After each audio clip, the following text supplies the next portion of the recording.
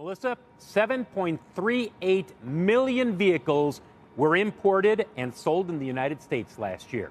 Now, I want you to imagine that if you had that same demand, you're going to put a 25% tariff on 7.38 million vehicles.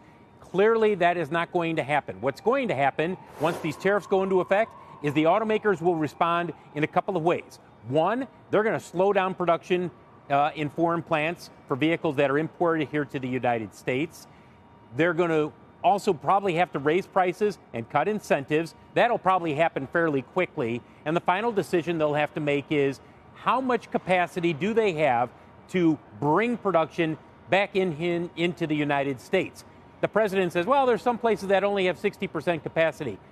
It's not as simple as just flipping a switch. There's tooling. There's also making sure that the plant and the supply chain can adjust and bring production from a particular plant overseas back here. But there's no doubt this is going to be a huge hit for the auto industry. One executive in the industry texted me earlier and he said, this is going to drive the auto industry, not the overall economy, strictly the auto industry, into a recession. Melissa? So that's what we're seeing the automakers across the board fall, Phil. I mean, GM is down 5% at this hour. Ford is down something like 3%. Yep. So Stellantis, even though it seemed like 25% on finish coming in would have been actually viewed as not as bad as expected.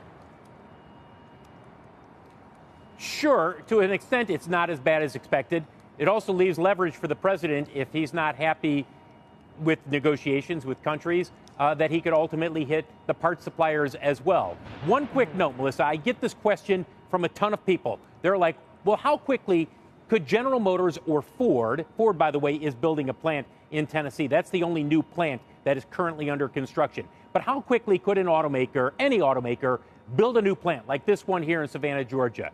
Even if you had the site picked out and you said, do it right now, 2.5 years to 3.5 years, and that's lightning speed, Melissa. A few people I talked with when I brought this up, they laughed and they said, I've never seen an auto plant built in 2.5 to 3.5 years. But I guess if you expressed everything, maybe you could get that to happen. So for the people who say, well, they're going to bring all the production back here to the United States, you just don't flip a switch and make it happen. Right. President Trump also spoke about potentially exploring the idea of making the interest paid on auto loans tax deductible if you buy an American-made auto, Phil. I mean, could that offset some of this pain? It could. I listened to that. When I heard that, I sat there and I thought that will be appealing to a number of people.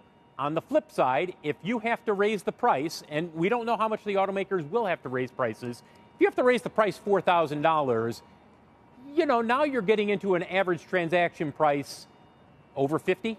Right now, it's close to 49,000. Now you're going up into $52,000, $53,000. It is an attractive thing to make that interest tax deductible, but you're also going to be looking at higher costs.